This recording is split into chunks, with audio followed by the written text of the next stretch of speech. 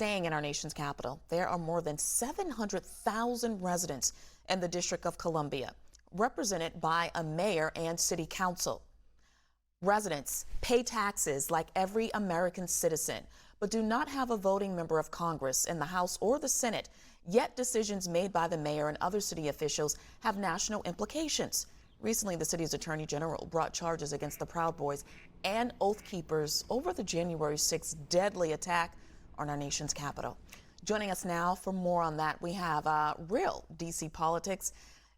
Coming to us from Washington, D.C., City Council member Kenyan McDuffie.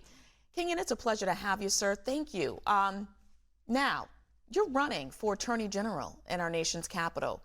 What was your current take on the Attorney General's decision, as I mentioned earlier, to sue the Proud Boys and the Oath Keepers for their role in the January 6th riot? Let me begin by saying that the events of January 6th were a horrific attack on our democracy. And I think it's important that we never forget it and that we continue to expose Donald Trump's big lie.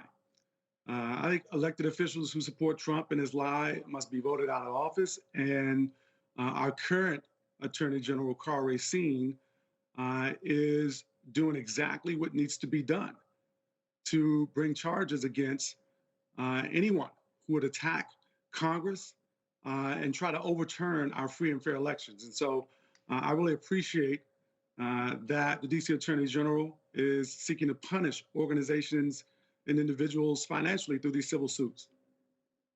All right, sir. My next question for you is, speaking of January 6th, as you know, yesterday marked a year.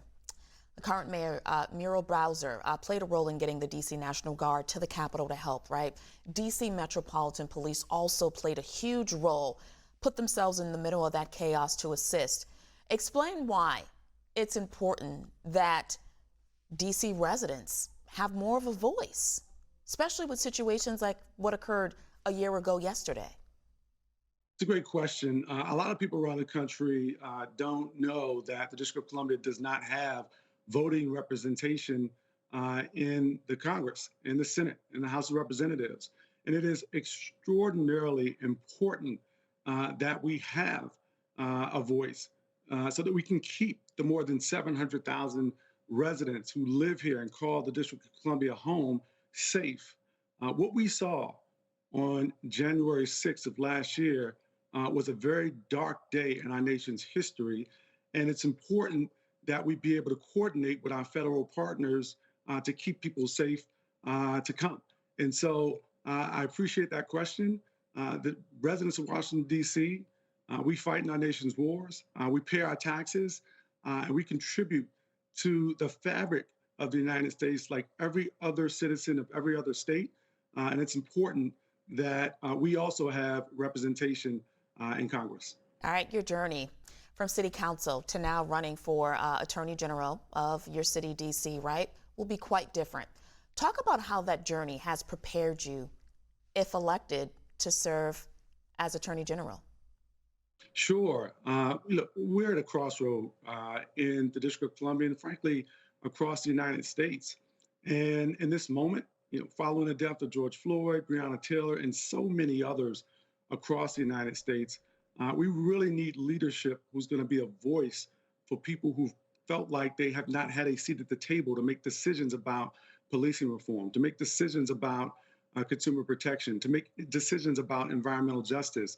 And with my background as someone who's been a lifelong DC resident, I know how important it is to be that voice. As a former prosecutor, as a former trial attorney in the Civil Rights Division of the United States Department of Justice, I know what justice looks like, but I also know what opportunity looks like. I've spent my entire career in public service, and the residents across the District of Columbia understand that they want leadership that is a reflection of the beautiful diversity that is our nation's capital. And I intend to bring that leadership as the next Attorney General. All right, well, speaking of leadership, sir, D.C. also seeing a spike in crime. How do you plan to tackle that?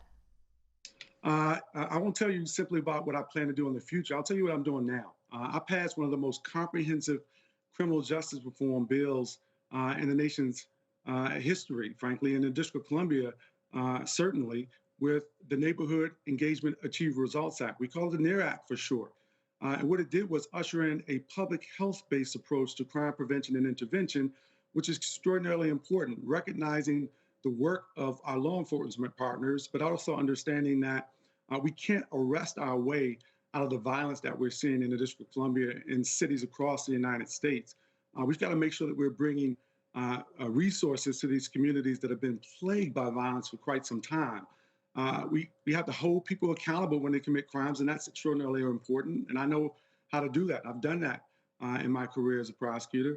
But we also have to usher in opportunity into these communities where we're seeing high rates of gun violence. And I've done that through legislation at the Council of the District of Columbia, and making sure that that is implemented as the Attorney General is going to be a top priority for me.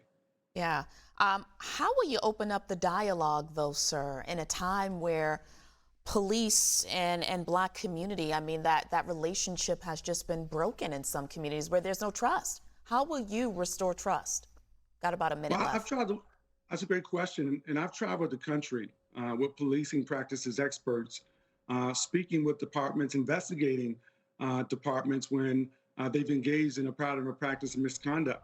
I've been in neighborhoods across the United States, and I know what good policing looks like. I know what community policing looks like. And I know how important it is to be able to foster good policing community relationships. And that is important when you think about how to protect neighborhoods and how to keep people safe. Public safety is one of the top priorities of residents across the District of Columbia that I've spoken to. And opening up that dialogue is critical. And I'm the bridge to communities across the District of Columbia. I'm sitting here talking to you from the home that I grew up in, that's been in my family for more than 70 years. And I think it's important to understand that communities want to be safe. They want to be able to have law enforcement in their neighborhoods so long as they're not being over-policed. And we know historically there have been concerns with communities of color, Black and brown communities, with over-policing, mass incarceration, arrests for low-level offenses.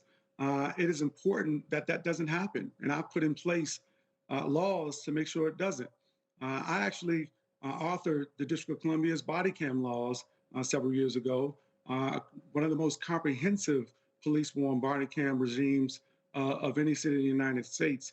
And so making sure that people understand that public safety is a top priority, regardless of where you live, regardless of where you come from, I think it's important to have that dialogue. And I'm precisely the person to be able to do that as a native Washingtonian, someone who understands policing practices, what it looks like, understands what justice looks like, and somebody who is not shy about going into any community across the nation's capital. Kenyan McDuffie, thanks for being a good sport. I know you came on to talk about D.C. statehood. We started talking about crime, but I appreciate you giving us your insight, sir. Best of luck. And we'll be right back.